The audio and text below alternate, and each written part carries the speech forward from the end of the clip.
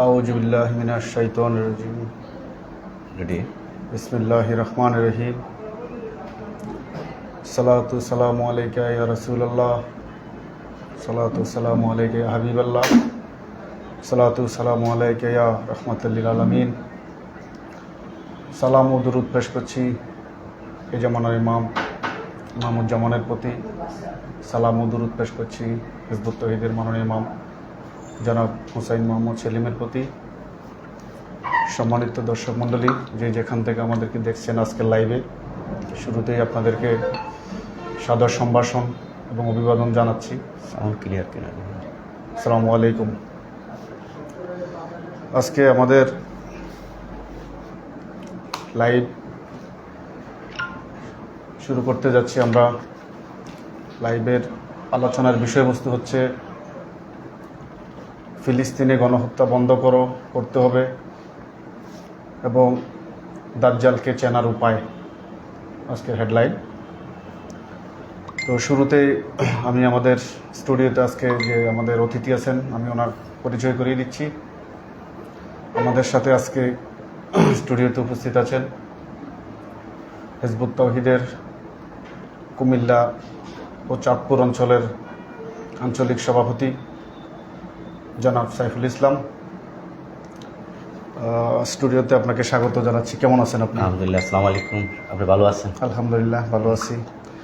তো যেটা দিয়ে শুরু করতে চাচ্ছি আজকে, আপনারা জেনে থাকবেন যে বর্তমান পৃথিবীতে মুসলমান জাতির কী করুণ পরিণতি এবং যে দুর্দশা, এই দুর্দশার কারণ কি? যদিও আমরা জেনে আসছি মুসলিম সেরা জাতি, তারা ছিল বাঘের জাতি, তাদের জ্ঞানে বিজ্ঞানে ধন সম্পদে কোনো কিছুর অভাব ছিল না, তারা দুনিয়া বিজয় করা জাতি, সিংহের জাতি।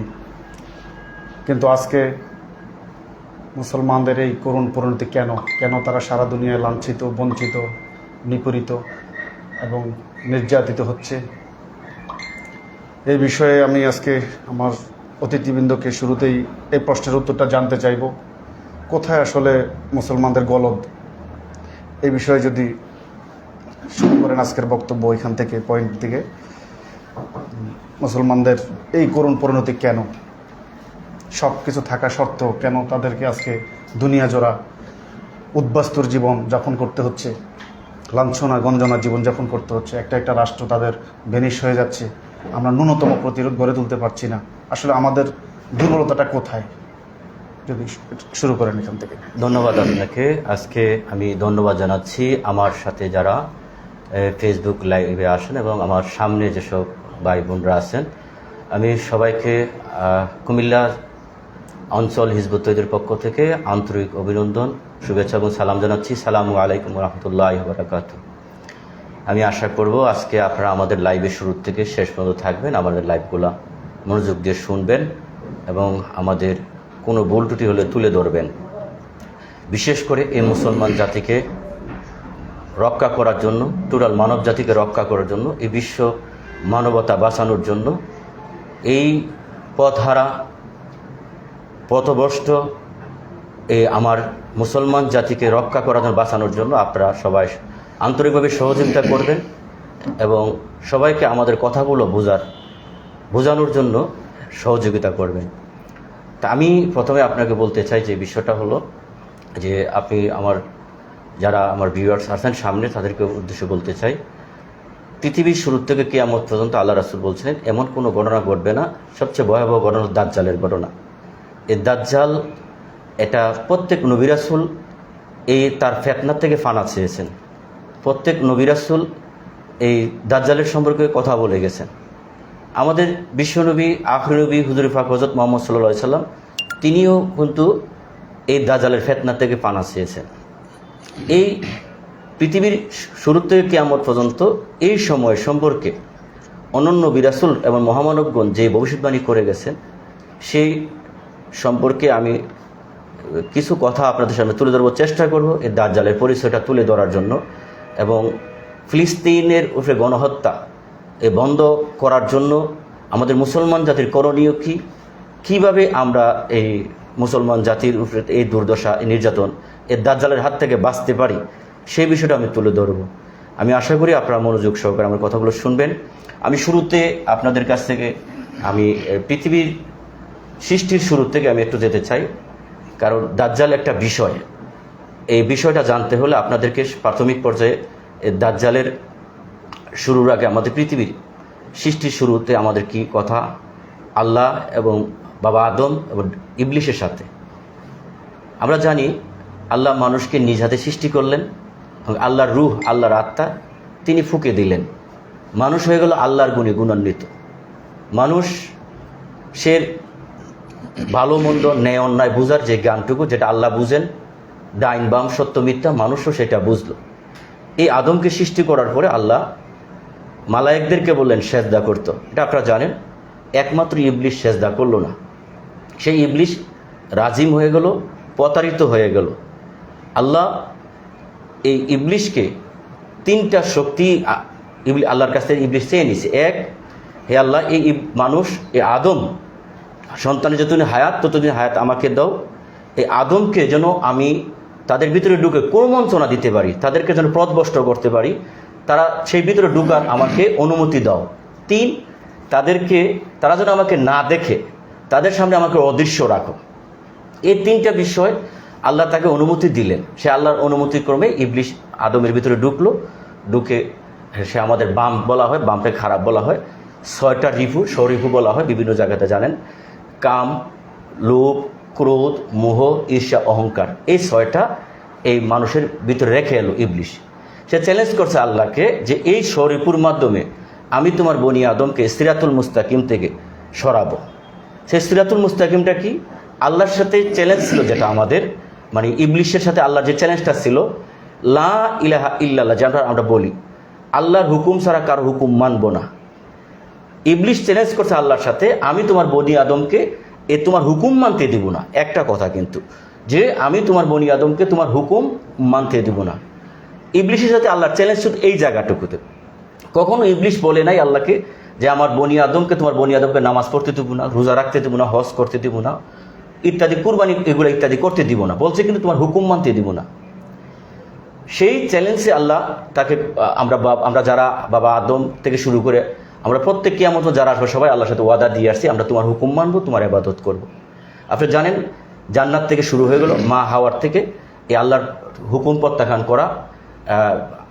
সেখান থেকে বাবা আদম, মা হাওয়া বাইরে হলেন, পৃথিবীতে আসলেন। আল্লাহ বলেন কিছুদিন তোমরা শাস্তি ভোগ করে আসো। তো এই পৃথিবীতে যখন বাবা আদম, মা হাওয়ার যাত্রা শুরু হলো, ইবলিশও কিন্তু সেখানে আল্লাহ বলেছেন তোমাদের প্রকাশ্য শত্রু কিন্তু ইবলিশ। শুরু হলো ইবলিশের লড়াই এখানে বাবা আদম, মা হাওয়ার সাথে পৃথিবীতে।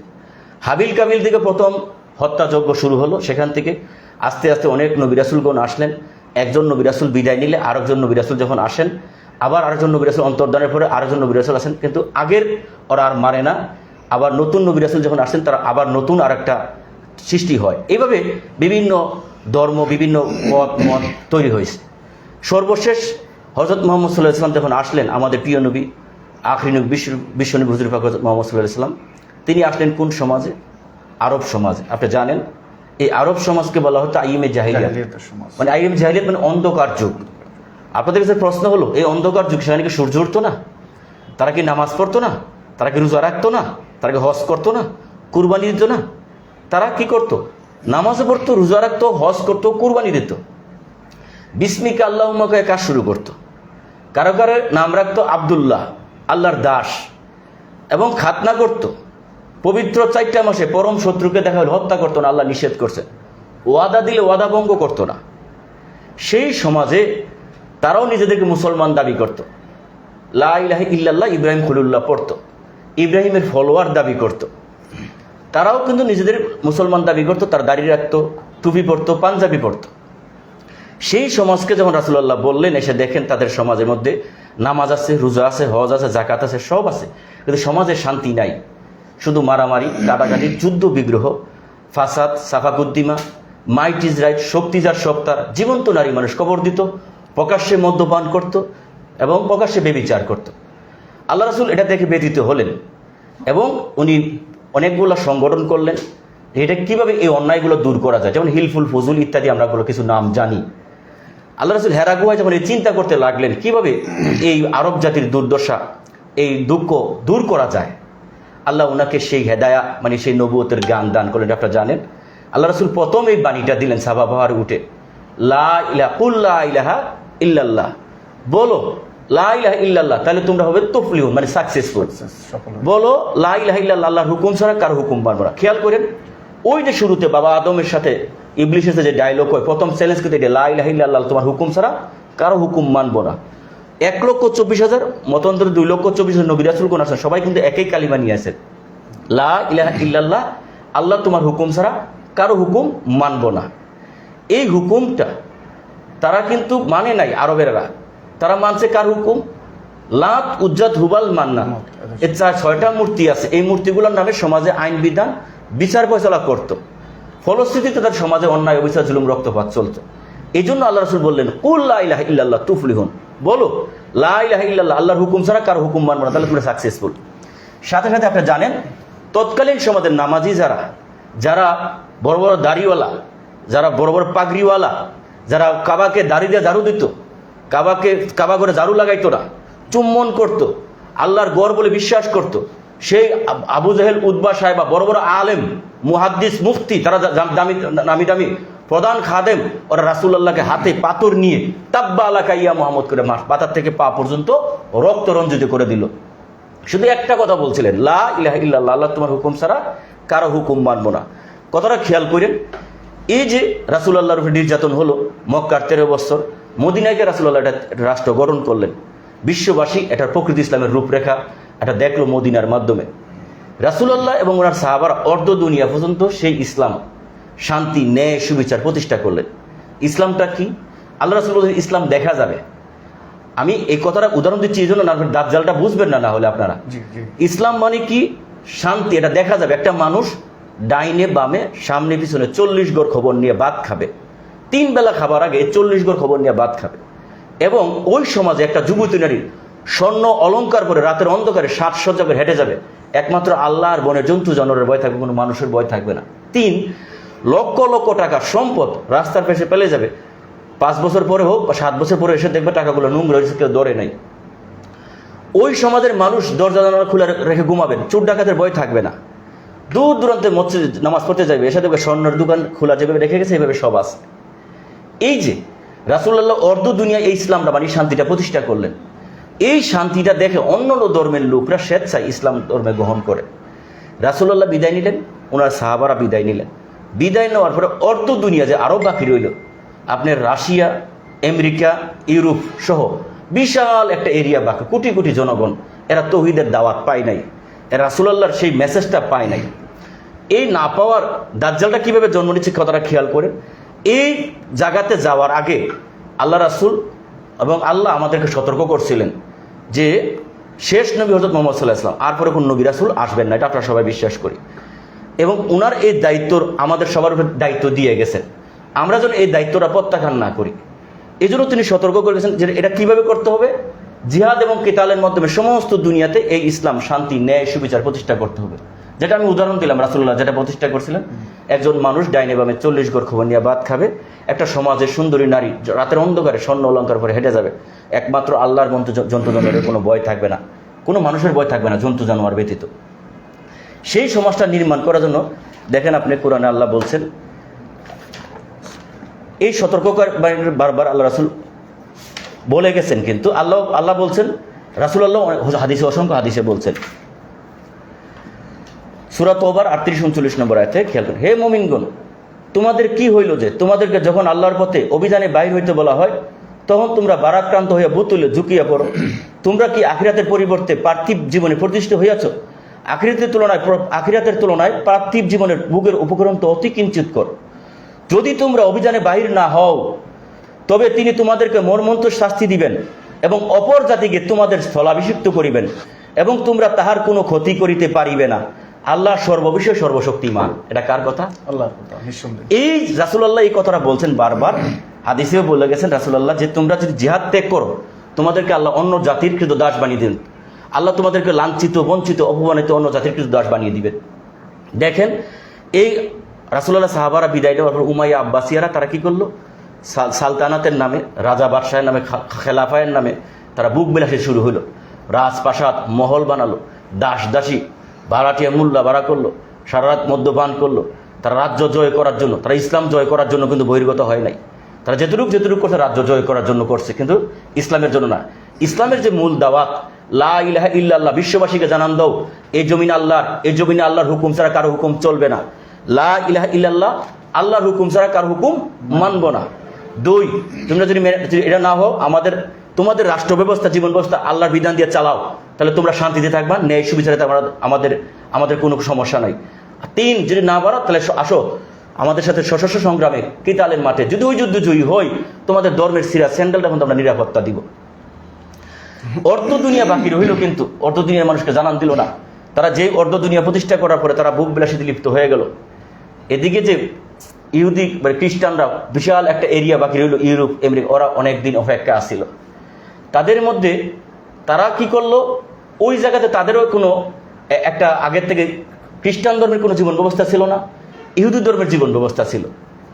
এখানে কি হল, আমি ওই জায়গায় যাওয়ার আগে বলি, রাসূলুল্লাহর এই নিষেধাজ্ঞা, আল্লাহর নিষেধাজ্ঞা অমান্য করার কারণে আমাদের মুসলমান জাতির প্রতি কি হলো, আপনি বসনিয়ায় দেখেন, আফগানিস্তানে দেখেন, সিরিয়ায় দেখেন, লিবিয়ায় দেখেন, ইরাকে দেখেন, লক্ষ লক্ষ মা বোনদেরকে বেজ্জতি করছে, দর্শন করে ব্যবসালে বিক্রি করে দিচ্ছে, হাজার হাজার লক্ষ লক্ষ শিশু হত্যা করছে, আপনার আমাদের সম্পত্তি লুণ্ঠন করছে, প্রায় 8 কোটির মতো, আমরা 8 কোটি মানুষ উদ্বাস্ত, আমাদের কোনো বিচার পাই নাই কোথাও। এই যে আল্লাহ বললেন, তোমরা যদি এই জিহাদ ত্যাগ করো, আমি তোমাদের করবো লাঞ্ছিত, বঞ্চিত, অপমানিত অন্য জাতির কিন্তু দাস বানিয়ে দিব। আজকে কিন্তু দুনিয়া জুড়ে আমরা লাঞ্ছিত হচ্ছি, বঞ্চিত হচ্ছি, অপমানিত হচ্ছি, অন্য জাতির কিন্তু দাস হচ্ছি, কিন্তু আমরা কোথাও ন্যায় বিচার পাচ্ছি না, আমরা দাঁড়াতে পারতেছি না, আল্লাহর 1 ইঞ্চি সাহায্য পাচ্ছি না। এখান থেকে পরিত্রাণের উপায়কে আমরা জানতাম না। আমরাও ছোটবেলা থেকে 91 সাল থেকে আমি বুঝমান, আমরা কি করছি, আমরা নামাজ পড়ছি, আল্লাহর কাছে দোয়া করছি, আল্লাহ আফগানিস্তানকে রক্ষা করো, আল্লাহ ইরাকের সাদ্দামকে রক্ষা করো, আল্লাহ লিবিয়ার গাদ্দাফিকে রক্ষা করো, আল্লাহ বসনিয়ার মুসলমানকে রক্ষা করো, আল্লাহ চেচনিয়ার মুসলমানকে রক্ষা করো, রোহিঙ্গার মুসলমানকে রক্ষা করো, কাশ্মীরের মুসলমানকে রক্ষা করো। দোয়াই করে যাচ্ছি, মিছিলে করে যাচ্ছি। আমি মাদ্রাসার স্টুডেন্ট ছিলাম, আপনি জানেন, আমরা অনেক মিছিল করছি মাদ্রাসার বিভিন্ন বাজারে, শহরে, জেলা শহরগুলোতে, কিন্তু আমরা মিছিল তো করে যাচ্ছি। এই দোয়ার ফলটা কি হলো, আস্তে আস্তে মুসলমান দুনিয়াটা আস্তে আস্তে তাদের মানে একটা দাসের স্থানে পরিণত হয়ে গেল। দুনিয়া জুড়ে আমরা ইহুদি খ্রিস্টানদের একটা দাস হয়ে গেলাম। একটা ছোট্ট একটা ইহুদি জাতি, বৌদ্ধ জাতি, নাস্তিক বলেন, হিন্দু বলেন, সবাই মিলে আমাদেরকে মারতেছে, বিচারটা পাচ্ছি না। এই জায়গাটার থেকে পরিত্রাণের পথটাকে আমরা জানতাম না।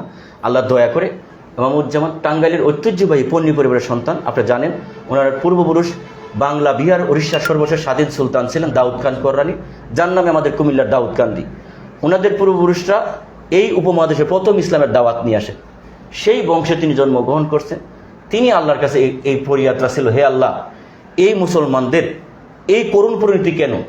তুমি কোরআনে বলো মুসলমান জাতি শ্রেষ্ঠ জাতি, হাদিসে পাই শ্রেষ্ঠ জাতি, ইতিহাসে পাই শ্রেষ্ঠ জাতি, কিন্তু পরিণতি ফলশ্রুতি দেখতেছি সামান্য সরাসরি এরা গোলাম জাতি। আল্লাহ এই সত্য জ্ঞানটুকু ওনাকে দান করলেন। সন্তান দান করে কে? আল্লাহ। সম্পদ দান করে কে? তাহলে জ্ঞান দান করবে কে? এই সত্য জ্ঞানটুকু আল্লাহ ওনাকে দান করছে। দুইটা বিষয় আল্লাহ ওনাকে তুলে ধরলেন। এক, এই মুসলমান জাতি এই কালিমাতে নাই, লা ইলাহা ইল্লাল্লাহ, নাই কোনো হুকুমদাতা আল্লাহ ছাড়া। এই জায়গায় তারা নিছে নাই কোনো মাবুদ ইল্লা আল্লাহ ছাড়া, অর্থাৎ নাই কোনো উপাসনা, আল্লাহকে উপাসনার হিসাবে নিয়ে নিছে। উপাসনা আপনি বুঝতে পারবেন, উপাসনালয় যেমন হিন্দুদের মন্দির, এটা উপাসনালয়, খ্রিস্টানদের গির্জা, এটা উপাসনালয়, ইহুদিদের সিনাগগ, এগুলো একটা উপাসনালয়। ঠিক এই মসজিদগুলোকে একটা উপাসনালয় বানায় ফেলাইছে, অন্যান্য ধর্মের মধ্যে বানায় ফেলাইছে। তো ওই যে কেন আমরা মাবুদ হিসাবে নিছি, তখন ইমামুজ্জামান বললেন যে না, এই মুসলমান জাতির সাথে আল্লাহ রাসূলের ওয়াদা, সমস্ত দুনিয়া তাদের পায়ের নিচে থাকবে। আল্লাহর ওয়াদা দেখেন আপনি, সূরা নূরের 55 নম্বর আয়াতে আল্লাহ বলতেছেন যে সত্যনিষ্ঠ তারাই মুমিন, না সরি 59, 1 মিনিট, মুমিনদেরকে বিজয় দিবেন, খেলাফত দিবেন, এই কথাটা।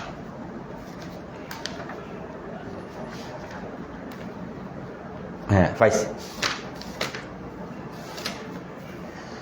তোমাদের মধ্যে যাহারা ঈমান আনে ও সৎকর্ম করে আল্লাহ তাদেরকে প্রতিশ্রুতি দিতেছেন যে তিনি অবশ্যই তাহাদেরকে পৃথিবীতে প্রতিনিধিত্ব দান করিবেন, যেমন তিনি প্রতিনিধিত্ব দান করিয়াছেন তাহাদের পূর্ববর্তীদেরকে, এবং তিনি অবশ্যই তাহাদের জন্য প্রতিষ্ঠিত করিবেন তাহাদের দিনকে, যাহা তিনি তাহাদের জন্য পছন্দ করিয়াছেন, এবং তাহাদের ভয়ভীতির পরিবর্তে তাহাদেরকে অবশ্যই নিরাপত্তা দান করিবেন। তাহারা আমার ইবাদত করিবে, আমার কোনো শরিক করিবে না। অতঃপর যাহারা অকৃতজ্ঞ হইবে তাহারা তো সত্য থেকে। আল্লাহ কি কথা দিচ্ছেন? মানুষ যারা ঈমান আনবে, মুমিন হবে, তাদেরকে আল্লাহ পৃথিবীর নেতৃত্ব কর্তৃত্ব পাওয়ার দিবেন, অর্থাৎ খেলাফত দিবেন, শাসনভার দিবেন। এই কথাটা আল্লাহ রাসূল ওয়াদা দিচ্ছেন হাদিসের মধ্যে, যারা কালিমার কথা থাকবে সমস্ত দুনিয়া তাদের পায়ের নিচে থাকবে। আজকে দুনিয়াটা কার পায়ের নিচে? ইহুদি খ্রিস্টানদের পায়ের নিচে। আজকে দুনিয়ার নেতৃত্ব কর্তৃত্ব পাওয়ার কার হাতে? তাদের হাতে। এই কথাটা বলার উদ্দেশ্য হলো, আমরা আপনাকে বললাম যে অর্ধ দুনিয়া পর্যন্ত আমরা দিন প্রতিষ্ঠা করে বাকি অর্ধ দুনিয়া বাদ দিলাম। ওই জায়গাতে আপনাদের ইহুদি জাতির মধ্যে তারা পূর্ব থেকে একটা ধর্ম পালন করে আসছে। কোন ধর্মটা? ঈসা আলাইহিস সালাম সর্বশেষ তাদের মধ্যে আসছিলেন ইহুদি জাতির মধ্যে। ঈসা আলাইহিস সালাম এসে বলছিলেন, হে আমার আল্লাহ আমাকে পাঠাইছেন এই ইহুদি মেষগুলাকে মানুষ করার জন্য, এদের প্রাণ ফিরিয়ে দেওয়ার জন্য। ইহুদি জাতির বাইরে যাওয়া আমার নিষেধ। ওনার অনুসারীদেরকে বলছিলেন ইহুদির জাতির বাইরে যাবেন না। ইহুদির আব্বাই সাদ্দুসাই মানে ধর্ম ব্যবসায়ী মুল্লাদের নির্যাতনের কারণে আপনারা জানেন আল্লাহ উনাকে উঠায় নিলেন। উনার এই ইহুদি ধর্মের একজন বন নামের এক লোক কি করলো, ওই পল নামের লোক, ওরা কি করলো, ওই ইহুদিরা যখন মেনে নিচ্ছে না, ইউরোপের যে জিনবুতের পূজারী যারা ছিল তাদের কাছে গেল। তারা দেখলো, আরে এটা তো খুব ভালো, মানবতার কথা, ন্যায়ের কথা, শান্তির কথা, এটা তো আমাদের জিনবুতের যে পূজা করতাম এটা থেকে উত্তম এটাই। ঢালাও ভাবে তারা ওই খ্রিস্ট ধর্ম গ্রহণ করলো, এটার নাম দিল খ্রিস্ট ধর্ম। খেয়াল করেন, এই ইহুদি জাতির মধ্যে আছেন ঈসা আলাইহিস সালাম, উনি কোনো আলাদা কোনো ধর্ম, আলাদা কোনো দিন নিয়ে আসেন নাই, নতুন কিছু নিয়ে আসেন নাই, ওই মুসা আলাইহিস সালামের দিনটাকে করার জন্য আসেন।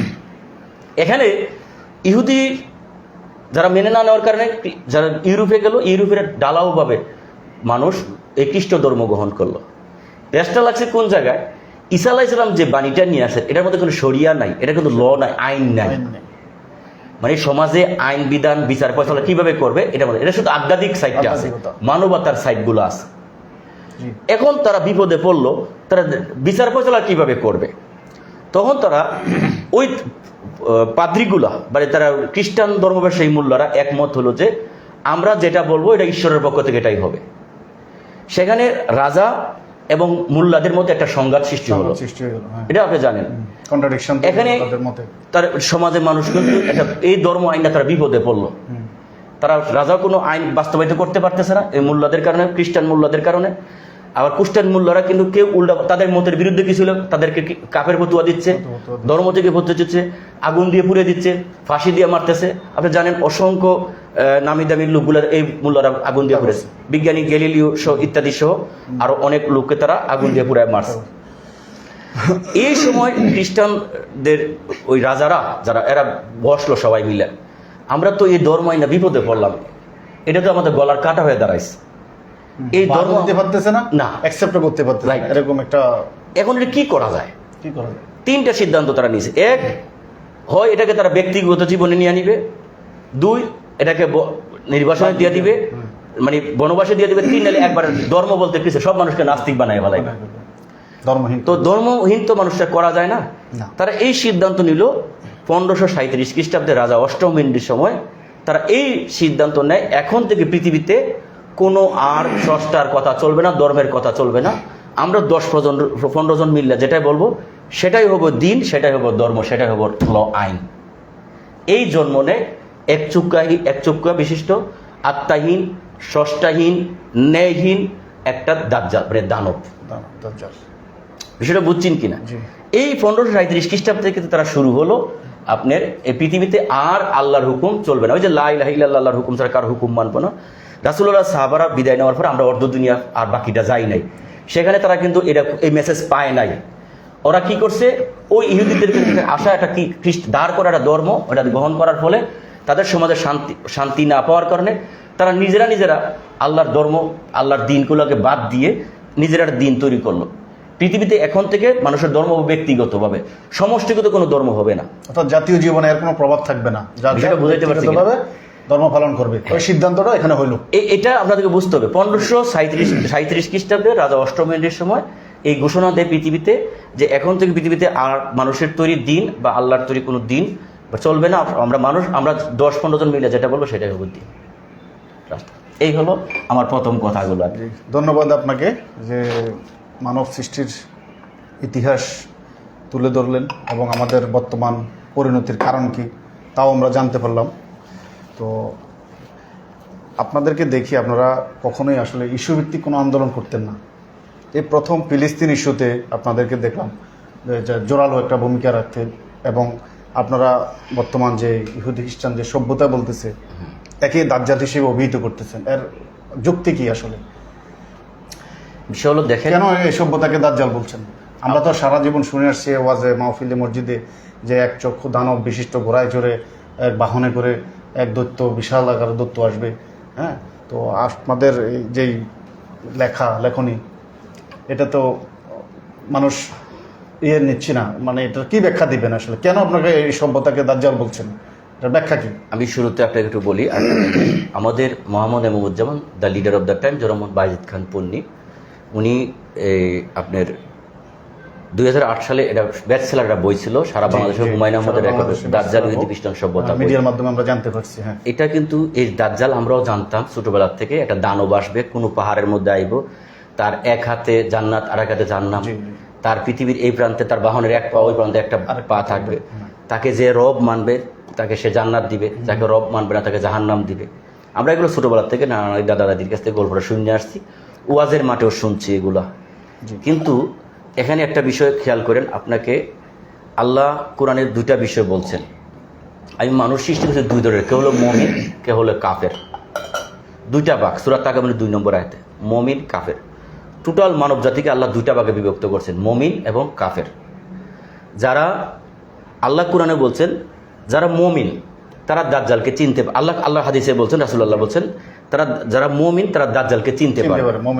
মমিন হইলো কপালে কাফেরা কাফের পড়তে পারবে, বুঝতে পারবে। কথাটা খেয়াল করেন। এবং রাসূলুল্লাহ বলছেন মমিনরা ইমাম মাহদী আলাইহিস সালামকে চিনতে পারবে, মমিনরা দাজ্জালকে চিনতে পারবে। এখন আগে আমি আমার ভিউয়ারদেরকে বলতে চাই বা আপনাকে বলতে চাই, আমরা আগে জানতে হবে কাফের কারা মমিন কারা। যদি এই বিষয়টা পরিষ্কার না হয় তাহলে দাজ্জালকে আমরা চিনতে পারবো না, বুঝতে পারবো না। আমিও আগে বুঝি নাই, চিনি নাই। আল্লাহ সূরা হুজরাতের 15 নম্বর আয়াতে বলতেছেন, সত্যনিষ্ঠ তারাই মমিন যারা আল্লাহ রাসূলের প্রতি ঈমান আনলো, আর কোনো সন্দেহ পোষণ করলো না এবং নিজেদের জান মাল কুরবানি করে জিহাদের মধ্যে সংগ্রাম করলো, তারাই সত্যনিষ্ঠ। আপনাকে 1 নম্বরে ঘোষণা দিতে হবে মমিনের মধ্যে, আপনার যে মমিনের লা ইলাহা ইল্লাল্লাহ, আমি আল্লাহর হুকুম ছাড়া কারো হুকুম মানব না। মৃত্যুর আগ পর্যন্ত এই জায়গায় অটল থাকবেন, কোনো সন্দেহ পোষণ করতে পারবেন না এবং নিজের জীবন এবং সম্পদ কুরবানি করে আল্লাহ রাস্তায় সংগ্রাম করবেন, তাহলে আপনি সত্যনিষ্ঠ মমিন। এলো মমিন। কাফের কারা? আল্লাহ কোরআনে সূরা মায়েদা 44, 45, 47 নম্বর আয়াতে বলতেছেন, যারা আমার নাজিলকৃত বিধান দ্বারা বিচার ফয়সালা করে না, সমাজ ব্যবস্থা করে না, তারা কাফের, ফাসেক, জালেম। আমার কথা হলো, আমি আপনার মাধ্যমে জানাতে চাই তাদেরকে, যারা আমার সাথে আছেন আপনাদেরকে, যদি এই জায়গাটা একমাত্র আল্লাহর হাতে, যদি আপনি মমিন না হন, আপনি মমিন হওয়ার চেষ্টা না করেন, আপনাকে দাজ্জালকে চিনবেন না।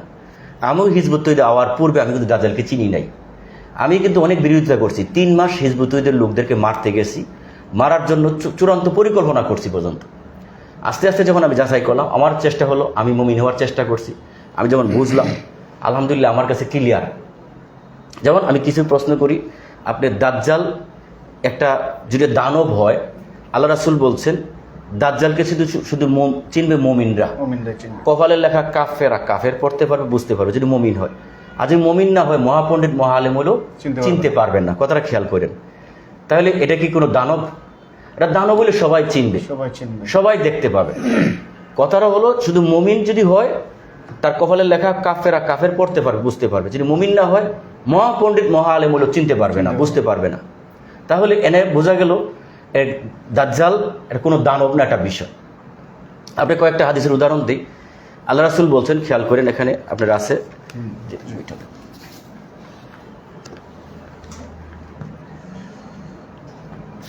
অনেকগুলো হাদিস আছে। হ্যাঁ, যে দাজ্জালের কাছে রিজিকের বিশাল ভান্ডার থাকবে, মুসলিমদেরকে কষ্ট দেবে, বায়ুতাড়িত। এক নম্বরে আমি আপনি যেটা প্রথম প্রশ্ন করেছেন, দাজ্জাল ইহুদি জাতির মধ্যে থেকেও হ্যাঁ, উত্থিত হবে এবং ইহুদি ও মুনাফিকরা তার অনুসারী হবে। ইবনে হানবাল রাদিয়াল্লাহু থেকে মুসলিম। আপনি আগে যেটা বললেন, আমি এই প্রশ্নের উত্তর দিয়ে আমি দাজ্জালের পরিচিতি দিচ্ছি। আপনি যেটা বললেন যে আমরা বিভিন্ন সময় আমরা এর আগে আরাকান বা রোহিঙ্গা মুসলমানদের নির্যাতন, কাশ্মীরি মুসলমানদের নির্যাতন হয়েছে, আপনার আফগানিস্তানের মুসলমানদের নির্যাতন হয়েছে, বিভিন্ন জায়গায় হয়েছে, কিন্তু আমরা কোনো ইস্যুভিত্তিক আন্দোলন ঢুকি নাই। এই প্রথম আমরা কেন ঢুকলাম এই যে ফিলিস্তিনের বিষয়টা নিয়ে। এর আগে তো অনেকবার হয়েছে, কথাটা খেয়াল করেন। আপনি দেখেন এই ফিলিস্তিনের ঘটনার পূর্বে ইউক্রেন রাশিয়ার হামলা হয়েছে। রাশিয়া যখন ইউক্রেনে হামলা করলো, আপনার ওই জায়গা থেকে ইউক্রেনের থেকে ইহুদি নারী এবং শিশুদেরকে ইসরায়েল রক্ষা করে ইসরায়েলের নেতানিয়াহু তাদের যে প্রধানমন্ত্রী নিয়ে আসলেন। নিয়ে এসে তিনি কিন্তু মানবতা দেখাইলেন। বিশ্বের বিভিন্ন অন্ধ মিডিয়ারা তাদেরকে ওনার মানবতাবোধ প্রচার করলেন, উনি খুব মানবতাবাদী।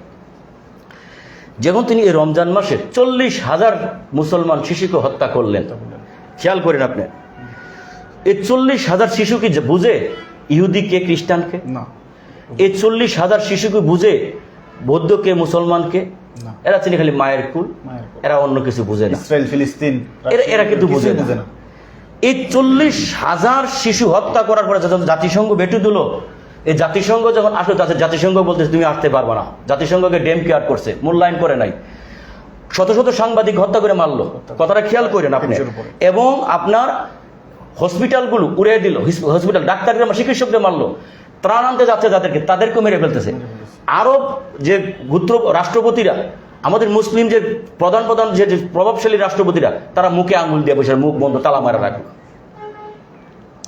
এখানে আপনাকে বলে রাখি, আলহামদুলিল্লাহ আমাদের হিজবুত তাহরির মাওলানা এবং হুসাইন মোহাম্মদ সেলিম, আপনি জানেন আলহামদুলিল্লাহ সারা বিশ্বের মুসলমান যে কোনো নির্যাতনের কথা উনি, উত্থানের কথা, পরিত্রাণের কথা উনি খুব সহজে বলে দিচ্ছেন। আল্লাহর কাছে লাখো কোটি শুকরিয়া, আল্লাহ তাআলা আমাদেরকে এই হিজবুত তাহরিরকে যেমন আল্লাহ পথ দিয়েছেন, তৌহিদ দিয়েছেন, আল্লাহ দাজ্জালকে চিনার তৌফিক দান করছেন, আল্লাহ আমাকে দাজ্জালকে বিনাশ করার ইমাম, আল্লাহর প্রেরিত মনোনীত ইমাম দান করছেন। ইমাম আমাদেরকে বললেন এটা কি কোনো মানুষের কাজ হতে পারে 40,000 শিশু মারে পালতে পারে? যে জাতিসংঘকে মানে না, কোনো সাংবাদিক মানে না, সারা দুনিয়াকে, কোনো হসপিটাল মানে না, পৃথিবীর কাউকে মানে না, এটা দানব। এইটাই সেই দাজ্জাল, রাসূল বর্ণিত দাজ্জাল, এই ইহুদি খ্রিস্টান যান্ত্রিক সভ্যতা। এদেরকে বিনাশ করতে হলে এখন আল্লাহর প্রেরিত একজন ব্যক্তি লাগবে, মনোনীত একজন বান্দা লাগবে। সারা দুনিয়ার মুসলমান জাতি এক হইলেও এটাকে বিনাশ করতে পারবে না। যদি এখন গ্রুপে না দাঁড়াও, তোমরা আল্লাহর পক্ষ থেকে যে সত্যটা পাইছো, আলহামদুলিল্লাহ এই কথাগুলো আমরা 30 বছর যাবৎ বলে আসছি। আর দাজ্জালের বিষয়টা আজকে 20 বছর যাবৎ আমরা আরো বলে আসতেছি মানব জাতিকে। এখন এই সময় আসছে, এখনো মানব জাতিকে জানাও। যদি মানব জাতি এখন ওই দাজ্জালের বিরুদ্ধে ঐক্যবদ্ধ না হয়, আজকে ফিলিস্তিন, কালকে ইরান, কালকে সিরিয়া, পরশুদিন বাংলাদেশ হবে।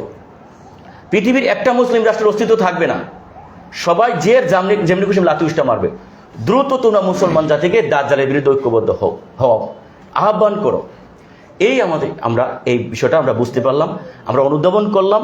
40,000 শিশু যে মারতে পারে সে সাধারণ মানুষ হতে পারে না। এটা তারা যে সভ্যতারা লালন পালন করছেন, আত্মাহীন, স্রষ্টাহীন এবং মানবতাহীন একটা দানবীয় সভ্যতা, সেই ইহুদি সভ্যতা দাজ্জালে।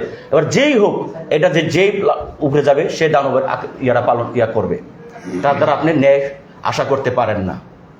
বিষয়টা বুঝাইতে পারছি? এখন এই ইহুদি জাতিতে রাসূলুল্লাহর এই দেখেন, আজকে প্রমাণিত দাজ্জাল ইহুদি জাতির থেকে উত্থিত হবে এবং ইহুদি ও মুনাফিকরা তার অনুসারী হবে। দেখেন আজকে মুসলমান জাতির মধ্যে অধিক যারা মুনাফিক, লা ইলাহা ইল্লাল্লাহ, আল্লাহ তোমার হুকুম ছাড়া কারো হুকুম মানবো না বলে, কিন্তু মুখে বলে লা ইলাহা ইল্লাল্লাহ, তোমার হুকুম ছাড়া কারো হুকুম মানবো, বাস্তবে কার হুকুম মানে? ওই গণতন্ত্র, সমাজতন্ত্র, ওই ইহুদি খ্রিস্টানদের তৈরি, তাদের দাজ্জালের তৈরি, ওই তারা মুনাফিক এবং মানতেছে কারা? ওই ইহুদিরা, ওই তারা। এটা কিন্তু প্রমাণিত হয়ে যাচ্ছে, কিন্তু আস্তে আস্তে সবাই প্রমাণিত হয়ে যাচ্ছে। আচ্ছা, এবার আমি দাজ্জালের পরিস্থিতি নিয়ে আমরা কয়টা হাদিস বলি। দাজ্জাল নিজেকে মানুষের রব প্রভু বলে ঘোষণা করবে এবং মানব জাতিকে বলবে তাকে রব বলে স্বীকার করে নিতে। বুখারী শরীফের হাদিস, কথাটা খেয়াল করেন। আমি ছোটবেলায় একটা গান শুনছিলাম মমতাজের, আপনার শিল্পীর নাম শুনছেন, বলছে দাজ্জাল মায়ের গর্ভে 50 বছর থাকবে, ভূমিষ্ঠ হইয়া রব দাবি করবে। আপনারা বলেন কোন মানুষ কি, কোন দানব কি 50 বছর মায়ের গর্ভে থাকে? না। আর ভূমিষ্ঠ হইয়া কি নিজেকে রব দাবি করতে পারে? বিষয়টা বুঝছেন কিনা? এটা হলো এই ইহুদি খ্রিস্টানরা, তারা এই ইহুদিরা 50 বছর গবেষণা করে 50 বছর পরে কি করবে, এই যেদিন তারা স্রষ্টাহীন আত্মাহীন তারা এই জন্ম দিল গণতন্ত্র বা এই অষ্টম ইন্ডির সময় যে একটা জীবন ব্যবস্থা, এর আগে 50 বছর তারা গবেষণা করছে। যেদিন তারা সিদ্ধান্ত দিল ওদিন তারা ঘোষণা করে দিল আজ থেকে পৃথিবীতে আর স্রষ্টার কোনো আইন বিধান চলবে না, আমরা 10-15 জন মিলে যেটা বলবো সেটাই হবে আইন।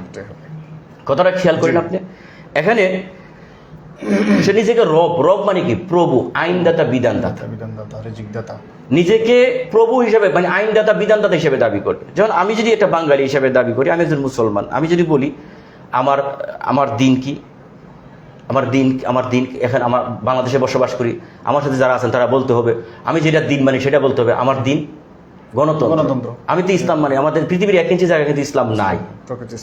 2 নম্বর আমার রবকে, যে গণতন্ত্র যে সৃষ্টি করছে আব্রাহাম লিঙ্কন, বা সমাজতন্ত্র সৃষ্টি করছে কার্ল মার্কস, যারা সমাজতন্ত্র বলতে হবে আমার রব আব্রাহাম লিঙ্কন, আর যারা সমাজতন্ত্র মানে তারা বলতে হবে কার্ল মার্কস।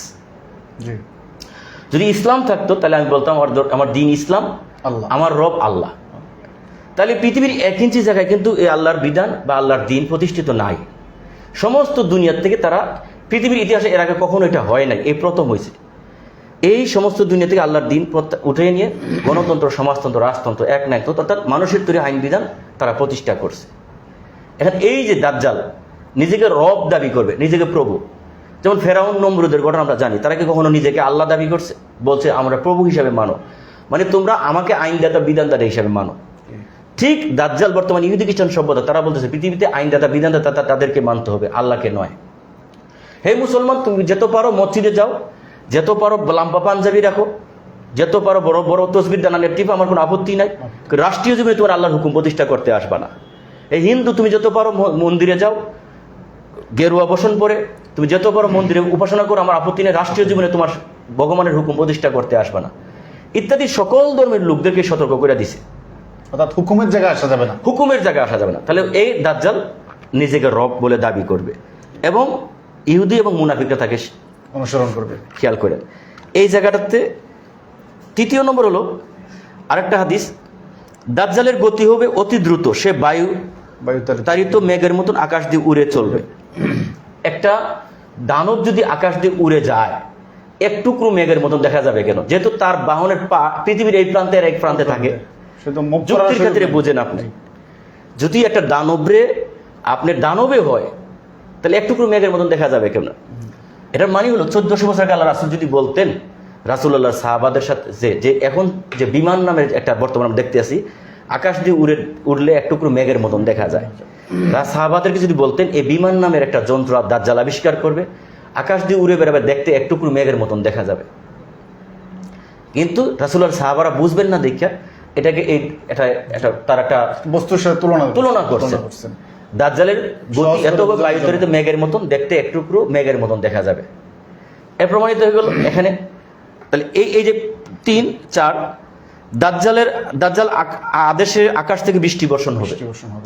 আজকে আপনি দেখেন আমাদের এই মরুভূমিতে ফসল হয়, তারা গম করে বা অন্যান্য সবজি করে, আকাশে যখন বিমান উড়ে, বিমানগুলো মেঘের উপরে গিয়ে রাসায়নিক গ্যাস ছেড়ে দেয়, সাথে সাথে বৃষ্টি পড়ে। যদি রাসূলুল্লাহ 1400 বছর আগে বলতেন তারা ওই রাসায়নিক গ্যাস নামে একটা মেঘের উপরে ছাড়বে, এই বৃষ্টি দিয়ে তারা ফসল ফলাবে, তা রাসূলুল্লাহ সাহাবারা বুঝতেন না। এই জন্য দানব আকৃতি বলছেন, তার আদেশে বৃষ্টি বর্ষণ হবে এবং সে ফসল ফলাবে। আজকে দেখেন এটা কিন্তু প্রমাণিত হয়ে গেছে, বিভিন্ন দেশে এই পদ্ধতি অ্যাপ্লাই করা হয়। এটা কিন্তু 5 নম্বর আপনি খেয়াল করেন, দাজ্জালের গরু, গাবি, মহিষ, বকরি, ভেড়া ইত্যাদি বড় বড় আকার হবে এবং সেগুলোর স্তনের মানে দুধের উলানগুলো মোটা মোটা হবে, বড় বড় হবে, যা থেকে প্রচুর পরিমাণ দুধ হবে। নাসওয়াদ বিন সামান রাদিয়াল্লাহু আনহু থেকে, মুসলিম, তিরমিজি। আজকে এই জায়গায় আমার সাথে সবাই একমত হবেন, বর্তমানে এই গরুগুলো বকরিগুলো চলে আসছে, হাইব্রিড যে গরুগুলো, এটা কিন্তু ছিল না। আগে যে গরু 1 কেজি দুধ দিতে 40 কেজি দুধ দেয়। এরপরে আপনি আসেন, আল্লাহ রাসূল বলছেন দাজ্জাল পৃথিবীর এই প্রান্তে কি হচ্ছে ওই প্রান্ত থেকে দেখতে পাবে এবং শুনতে পাবে। এটা এমন একটা দানব, রাসূলুল্লাহ সাহাবাদের তুলে ধরছেন, পৃথিবীর এই প্রান্তে কি হচ্ছে ওই প্রান্ত থেকে শুনতে পাবে। এই জায়গায় আমার সাথে যারা ভিউয়ার বা আমার দর্শক যারা আছেন, আপনারা আমার সাথে একমত হবেন ভাই বন্ধুরা, যে এখন mobile, television, internet, telephone satellite পৃথিবীর এই প্রান্ত থেকে কি হচ্ছে ওই প্রান্ত থেকে শোনা যাচ্ছে এবং দেখাও যাচ্ছে। এগুলো তো আমরা ইন্টারনেটের মাধ্যমে এখন সব দেখা যাচ্ছে। তাহলে আলহামদুলিল্লাহ সেই হাদিস বাস্তবিতে পরিণত হয়ে গেল, মিলে গেল। রাসূলুল্লাহ বলছেন আরেকটা হাদিসে যে জুম্মার সালাত থেকে শুরু থেকে শেষ পর্যন্ত যতক্ষণ সময় লাগবে ততক্ষণ সময় লাগবে দাজ্জাল দুনিয়াটা ঘুরতে। আমরা জানি দাজ্জাল জুম্মার সালাত থেকে শুরু থেকে শেষ পর্যন্ত 90 থেকে 95 মিনিট সময় লাগে। এই 90 থেকে 95 মিনিট সময়ের মধ্যে সমস্ত দুনিয়া ঘুরবে। এটা আসলে অতীতে মানুষের কাছে এটা আর কল্পনার মতো, এটা রূপকথার গল্প ছাড়া কিছু ছিল না। তো বর্তমানে এই স্যাটেলাইটের যুগে, ডিজিটাল যুগে দেখেন সমস্ত দুনিয়া ঘুরতে এটা স্যাটেলাইট 90 থেকে 95 মিনিট সময় লাগে। যদি 1400 বছর আগে রাসূলুল্লাহ সাহাবাদেরকে বলতেন দাজ্জাল স্যাটেলাইট নামের একটা যন্ত্র আবিষ্কার করে 90 থেকে 95 মিনিটের মধ্যে সমস্ত দুনিয়া ঘুরবে, সাহাবারা কি বুঝতেন? না। এই জন্য এটা দানবের আকৃতিতে তুলে ধরছে, সহজ করে বুঝাইতে হয়েছে তাদেরকে। খেয়াল করে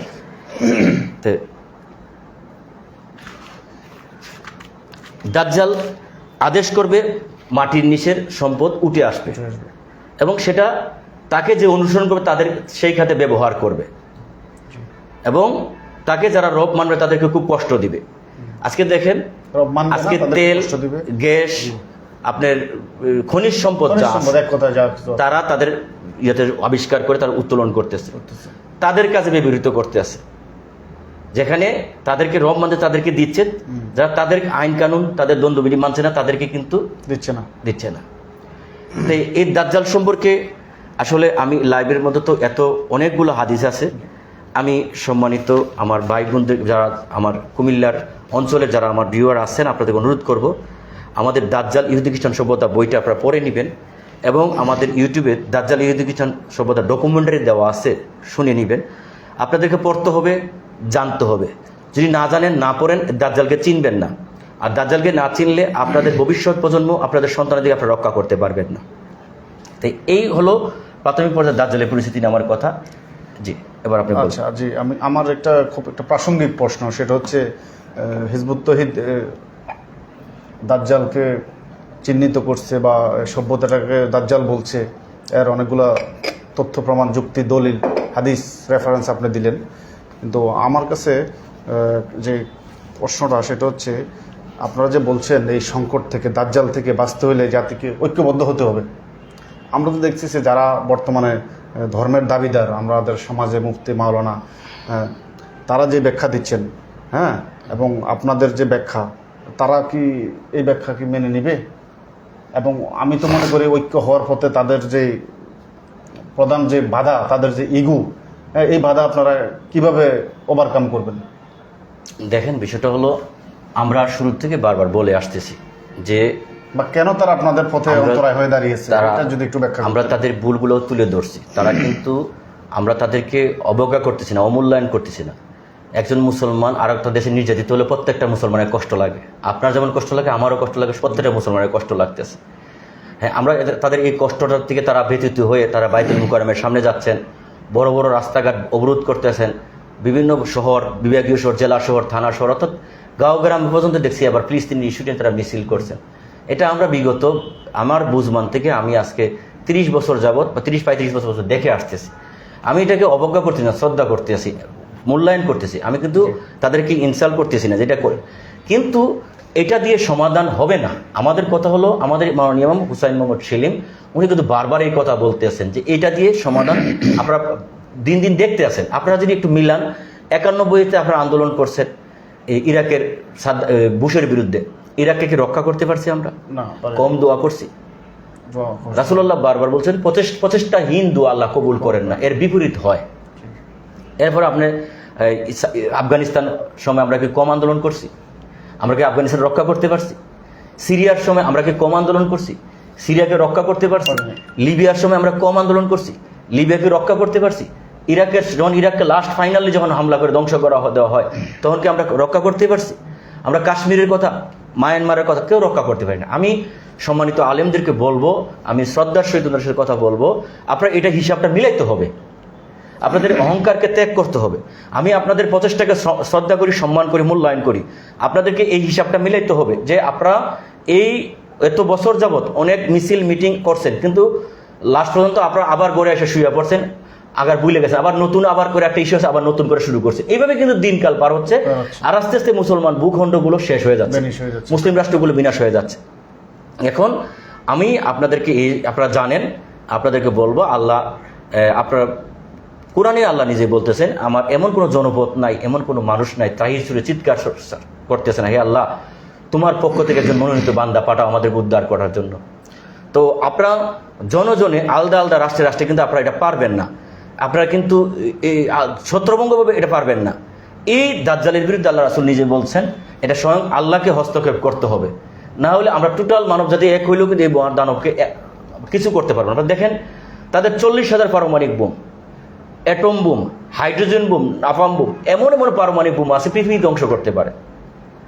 1 2 নম্বর তাদের অর্থনৈতিক যে পাওয়ার, সমস্ত দুনিয়ার অর্থের পাওয়ার তাদের কাছে। 3 নম্বর মিডিয়ার শক্তি তাদের কাছে। 4 নম্বর সমস্ত দুনিয়া, পৃথিবীর এমন কোনো রাষ্ট্র নাই তার বিরুদ্ধে একটা আঙ্গুল তুলবে। এখন আপনারা নিজেরা দেখছেন, আলেম সাহেবরা, আপনাদের রাষ্ট্রপ্রধানরা, আপনারা এরদোগান বলেন, তুরস্ক বলেন, আপনারা ইরান বলেন, সৌদি আরব বলেন, কাতার বলেন, কোনো রাষ্ট্রপ্রধান কিন্তু ওই তাদের বিরুদ্ধে একটা কথা বলে নাই। তাদের সামনে কথা, তাদের প্রভু যদি কথা বলে তাদের মেরে ফেলাইবে, রক্ষা পাবে না। কোনো বিশ্বের কোনো মুসলমান রাষ্ট্রপ্রধান এই পর্যন্ত কোনো কথা বলে নাই। জি। এবং কি আপনি শুনলে আরো অবাক হবেন, বিভিন্ন পর্যায়ে আসছে, গাজাতে আমেরিকার বিমান নামতে আছে, অনেক আরো অস্ত্র নামতে আছে, আশেপাশের মুসলিম রাষ্ট্রগুলোকে আবার টার্গেট করতেছে। এদিকে আমাদের দেশ নিয়ে কিন্তু ষড়যন্ত্র হচ্ছে। আমি সম্মানিত আলেম সাহেবদেরকে বলবো, আপনাদের অহংকারটা কিছু কোনো ত্যাগ করতে হবে। এই জায়গাতে আল্লাহর মনোনীত একজন ব্যক্তি ছাড়া, আল্লাহর মনোনীত বান্দা ছাড়া এই জায়গাটা, এই দাজ্জালের বিরুদ্ধে এই বর্তমান সময়ে আপনারা বিজয় লাভ করতে পারবেন না। পারবেন অতীতের মতন আবার মিছিল করবেন, আবার শুয়ে পড়বেন, আবার আপনারা দেখবেন আর একটা রাষ্ট্র নাই হয়ে গেছে। এইভাবে দেখতে দেখতে দেখবেন আমাদের বাংলাদেশও নাই হয়ে গেছে এক সময়। অতএব আপনাদের জন্য সুসংবাদ, আমি বলবো আপনারা মানেন বা না মানেন, আলহামদুলিল্লাহ, আল্লাহ শুকরিয়া, আল্লাহর মনোনীত একজন বান্দা, আল্লাহর মনোনীত একজন ইমাম হুসাইন মোহাম্মদ সেলিম, তিনি দাজ্জালের বিরুদ্ধে যেহেতু ঐক্যবদ্ধ আহ্বান করছেন, আপনারা আসুন, এগিয়ে আসুন, আমরা ঐক্যবদ্ধ হই। ইনশাআল্লাহ আমরা বিশ্বাস করি এই জায়গাতে আমরা বিজয় লাভ করব। কারণ আল্লাহ ওয়াদা দিয়েছেন কোরআনে, শুধু মুমিনরা দাজ্জালকে চুনবে, মুমিনদেরকে আল্লাহ বিজয় দান করবেন। যদি আমরা মুমিন হই, আল্লাহর শুকরিয়া,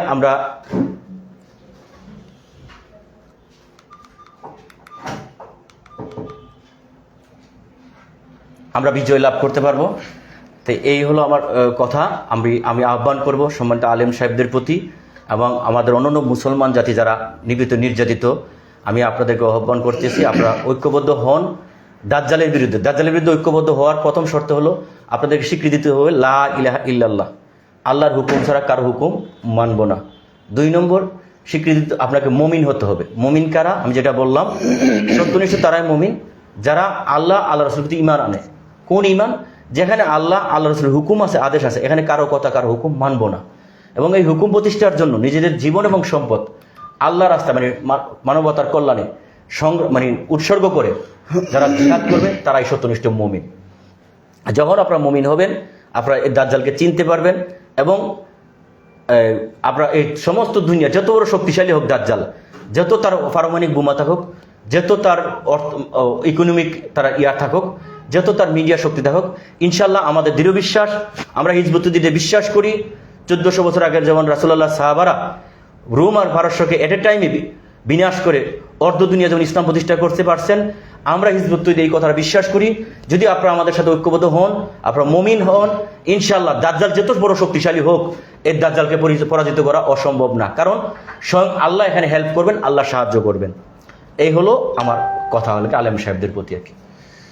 ধন্যবাদ। আমরা আসলে লাইভের একবারে শেষ পর্যায়ে চলে এসেছি, যেহেতু আজকের আলোচনার বিষয় হচ্ছে দাজ্জাল চিহ্নিত করলেন এবং এ থেকে মুক্তির উপায় আপনারা তুলে ধরলেন, জাতির উদ্দেশ্যে মেসেজ দিচ্ছেন। দাজ্জালকে আমার শেষ যে প্রশ্নটা, যে আপনারা কি করে এত কনফিডেন্স পাচ্ছেন যে এই দাজ্জালকে হিজবুত তৌহিদ ধ্বংস করতে পারবে? এটার জন্য একটা আল্লাহর মনোনীত একজন ইমাম লাগে, একটা টেকসই আদর্শ লাগে, একটা রূপরেখা লাগে, কর্মসূচি যাকে বলে। তো এই সবগুলো বিষয় যদি সংক্ষেপে শেষ উত্তরটা দেন। বিষয় হলো এই আত্মাহীন ষষ্ঠাহীন পৃথিবীতে আপনি যদি বলেন এইটা আমি বুঝাইতে পারবো না এক কথায়। এটা একটা বিশাল মিরাক্কল। আজকে দুনিয়ার মানুষ ষষ্ঠটাকে বাদ দিছে, ম্যাক্সিমাম মানুষ 200 কোটি মানুষ নাস্তিক হয়ে গেছে। তারা বিজ্ঞানকে, তারা টেকনোলজিকে যারা আবিষ্কার করতে পারে অর্থের পিছনে দৌড়াচ্ছে, তারা ধর্মকে কুপমণ্ডক হিসাবে নিছে। কিন্তু তারা কিন্তু বিজ্ঞানের যারা বিজ্ঞানের পিছনে দৌড়াচ্ছে, আধুনিকতার পিছনে দৌড়াচ্ছে, তারা কিন্তু প্রকৃত ধর্মটা কি জানে নাই।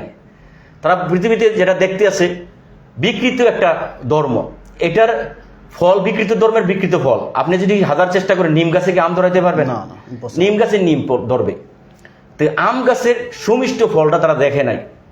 আমি নিজেকে যদি বলি এটা একটা মিরাক্কেল, একটা মোজেজা। আল্লাহ রাসূল বলছিলেন যদি তুমি সত্য পাও তোমাদের বাধা আসবেই। আমি যখন এই সত্যটা পাওয়ার পরে আমি সবাইকে বলছি, আমার হিজবুত তৌহিদের ভাই বন্ধুদেরকে বলছি, আমার মিনিমাম 500-1000 লোক পরিচিত আছে, বন্ধু বান্ধব আছে, যেটা আমি ইসলাম এটা দলের সাথে সবার সাথে কথা বলবো, সবাইকে বুঝাবো, সবাই আমার কথায় আসবে। কিন্তু আমার একজন আমির বললেন, মনে রাখবেন এই হাদিসটা বলবেন না, আল্লাহ রাসূল বলছেন সত্য পাইলে বাধা আসবেই। আপনি একটা জিনিস কি প্র্যাকটিক্যালি আমি হিজবুত তৌহিদ এটা না করলে বুঝতাম না।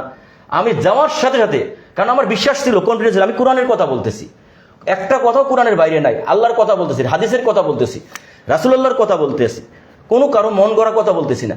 যাওয়ার সাথে সাথে বাধা আসলো, তুলে ধরার সাথে সাথে বলতে সবাই আমাকে বলতেছে আমি খ্রিস্টান হয়ে গেছি, আমি নাস্তিক হয়ে গেছি, আমি ধর্ম থেকেই হয়ে গেছি, আমি নতুন কোনো ধর্ম নিয়ে আসছি। যাই আলহামদুলিল্লাহ, শুকরিয়া, আমি রাসূলুল্লাহর সেই সুন্নাহটা কি আমি বুঝলাম।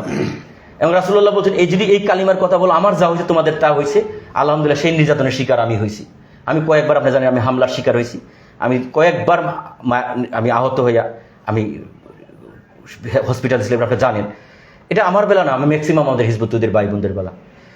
দ্বিতীয় বিষয় হলো এই দাজ্জালটা দেখেন, একটা মিরাক্কেল, একটা মোজেজা।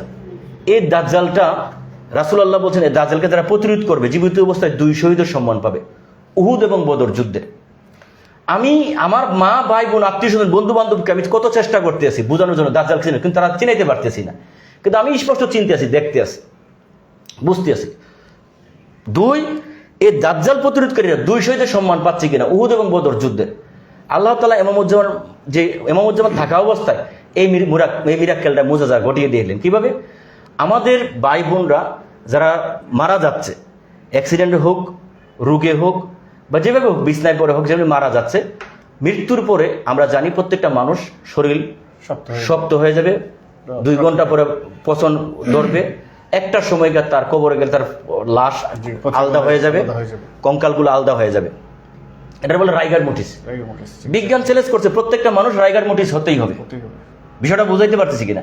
রাইগার মোটিস হতেই হবে। এটা আপনারা যারা ডাক্তারি লাইনে জানে তারা জানেন, এবং যারা লাশ হাতাইছেন দেখছেন, মানুষ মারা যাওয়ার পরে লাশগুলো হাতাইছেন দেখছেন, প্রত্যেকটা মানুষ মারা গেলে শক্ত হয়ে যায়, একটু কাঠের মতো, লোহার মতো শক্ত হয়ে যায়। এটা ইঁদুর দেখেন, বাদর দেখেন, যে কোনো প্রাণী মারা গেলে শক্ত হয়ে যায়।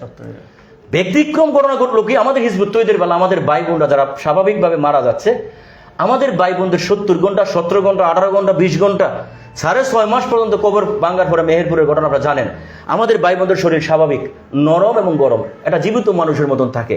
এই তাদের হাত বাঁকা হচ্ছে, শক্ত হচ্ছে না, হাত পাও একদম জীবিত মানুষ যেরকম এইভাবেই থাকতেছে। আমাদের ইমামুজ্জামান বিষয়টা ভাবলেন, ঘটনা কি এরকম তো হওয়ার কথা না। বিজ্ঞান বলতেছে মানুষ মারা গেলে রাইগার মোটিস হবে, তাহলে হিজবুত তৌহিদের সদস্যরা রাইগার মোটিস হচ্ছে না কেন? বিষয়টা বুঝতেছে আল্লাহর মুজিজাটা কি এটা বুঝতে হবে আপনাকে। এই ইমামুজ্জামান আমাদেরকে পাঠালেন, আমি নিজে গেছি অনেক ডাক্তার বালাক বলে এটাকে, যাও বড় বড় ঢাকা মেডিকেল কলেজ থেকে শুরু করে বিভিন্ন জায়গাতে ডাক্তারদের কাছে যাও, ডাক্তারকে বিষয়টা জানো আসলে ঘটনা কি। এবং আমাদের ইমামুজ্জামান, আমি যতটুকু শুনছি আমাদের আমিরদের মাধ্যমে, উপরস্থ আমিরদের মাধ্যমে, অন্যান্য বিদেশে বিভিন্ন ফরেন্সিক বিভাগের ডাক্তার তাদের কাছে পাঠাইছেন এই মেসেজের মাধ্যমে, ইন্টারনেট মেইলের মাধ্যমে। ম্যাক্সিমাম ডাক্তাররা বলছে যে না, এটা মানুষ মারা গেলে রাইগার মোটিস হতেই হবে, এটা অসম্ভব, এটা তো হওয়ার কথা না, এটা তো হওয়ার কথা না, অসম্ভব, এটা তো রাইগার মোটিস হতেই হবে। এটা মানুষ প্রাকৃতিক নিয়ম, মানুষ মারা গেলে শক্ত হবে, নরম হয়ে পচবে, গলবে, এক সময় কঙ্কাল দুর্গন্ধ বাড়াবে। আর হিজবুত তৌহিদের বেলা ব্যতিক্রম। আমি সব বলছি না, যারা দাজ্জালকে চিনছে, প্রতিরোধ করছে, ম্যাক্সিমাম আমাদের যে ভাইগুলা পর্দা করছে, মানে এই দুনিয়ার ত্যাগ করে অন্য ওই পরের কালে গেছেন, ইন্তেকাল করছেন, তাদের বেলা এই ঘটনা ঘটতেছে। তাদের শরীর নরম গরম স্বাভাবিক থাকতেছে, এবং তাদের শরীরে 6.5 মাস পরে কবর ভাঙছে। মেহেরপুরে একটা ডকুমেন্টারি আছে, দেখবেন আপনারা। সেখানে একটা কবরের সেই লাশটা অক্ষত এবং সুঘ্রাণ বাড়াচ্ছে। এখন এখন আপনার কিছু কিছু মুসলিম বিজ্ঞানী এই কথা শোনার পরে বলতেছেন যে দেখেন, আমরা যতটুকু জানি ইতিহাস, যে হিজবুত তৈদের আজকে যে লাশগুলা শক্ত হচ্ছে না নরম থাকতেছে কেন, এটার সঠিক ব্যাখ্যা আমরা বলতে পারবো না। তবে এটা জানি একমাত্র শহীদরা রাইগার মোটিস হবে না। জি, এটা এই যে আল্লাহ কোরআনে বলছেন, ওয়ালা তাকুলু লিমান ইয়াকতালু ফি সাবিলিল্লাহি আমওয়াত বাল আহইয়াউন ওয়ালাকিন লা তাশউরুন। আবার সূরা আল ইমরানে আল্লাহর সূরা আবার এই কথাও বলছেন, আল্লাহ বলছে যারা শহীদ হয় বা আল্লাহর প্রতি নিহত হয় তোমরা তাদেরকে মৃত্যু বলিও না। আবার আল ইমরানে বলছে মৃত্যু মনিও করিও না, তারা জীবিত এবং আল্লাহ তার কাছে তারা রিজিক পাবে, তোমরা তা অনুভব করতে পারো না। তাহলে কথাটা খেয়াল করেন, আমাদের ইমামুজ্জামান এই যে দাজ্জাল চিহ্নিত করছেন, এটা সন্দেহাতীতভাবে প্রমাণিত হয়ে গেল এই ইহুদি খ্রিস্টান যান্ত্রিক শব্দের দাজ্জাল। তার প্রমাণ আমাদের হিজবুত তৌহিদের যতগুলো ভাই বোনরা ইন্তেকাল করতে আছেন দাজ্জালকে প্রতিরোধ করে। প্রত্যেকটা ভাই বোন মৃত্যুর পরে তাদের শরীর স্বাভাবিক জীবিত মানুষের ন্যায় থাকে, তারা রাইগার মরিচ হচ্ছে না, শক্ত হচ্ছে না, তাদের বডি পচতে আসে না, গলতে আসে না। তাহলে প্রমাণিত হয়ে গেল, আলহামদুলিল্লাহ, আল্লাহ শুকরিয়া। এটার সকল যুক্তির, সকল প্রশ্ন, সকল সন্দেহের ঊর্ধ্বে উঠে গেল বর্তমান ইহুদি খ্রিস্টান যান্ত্রিক সভ্যতার দাজ্জাল। এটা আজকে দীর্ঘ কত বছর, 17-18 বছর যাবত আমরা প্রচার করতেছি যে আমাদের হিজবুত তৌহিদের ভাই বোন যারা দাজ্জালকে প্রতিরোধ, তাদের শরীর পচে না, গলে না। আলহামদুলিল্লাহ, শুকরিয়া। তাহলে এর মিলে আপনি দেখবেন সিরিয়াতে বোমা হামলা রাসূলুল্লাহ সাহাবাদের লাশটাই কিছুদিন আগে বাইরে হলো, অক্ষত রয়ে গেছে। ঠিক হিজবুত তৌহিদের মুজাহিদ যারা মারা যাচ্ছে তাদের লাশগুলো দেখেন এখন অক্ষত রয়ে গেছে। কারণ আমাদের ইমামুজ্জামান যে দাজ্জালকে চিহ্নিত করছেন, আমরা যারা মুমিন হয়েছি, বিশ্বাস করছি এবং দাজ্জালকে জেনে শুনে প্রতিরোধ করছি, আমাদের ভাই বোনরা যারা ইন্তেকাল করতেছে আল্লাহ তাদেরকে সেই পুরস্কার দিয়ে দিচ্ছেন সাথে সাথে। জীবিত অবস্থায় 2 শহীদের সম্মান পেয়ে যাচ্ছে উহুদ এবং বদর যুদ্ধের।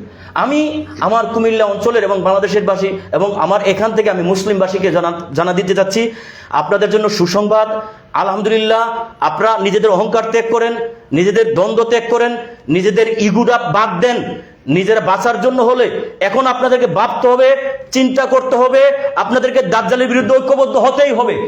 এখন যদি আপনারা আরো সন্দেহ রাখেন, আল্লাহ নিজে নাইমা আসলে আপনারা বিশ্বাস করবেন না। এটা যে দাজ্জাল, আর কোনো সন্দেহ নাই, আর কোনো কথা নাই, এটা প্রমাণিত হয়ে গেছে। এই হিজবুত তৌহিদের মুজাহিদেরা যারা নিজেদের জীবন সম্পদ কুরবানি করে সারা বাংলায় তারা নেমে গেছে, নিজে না খেয়ে মানুষকে বুঝাচ্ছে এটাই দাজ্জাল, এই দাজ্জালের বিরুদ্ধে ঐক্যবদ্ধ হন, এটা প্রমাণিত হয়ে গেছে, এটাই যে দাজ্জাল।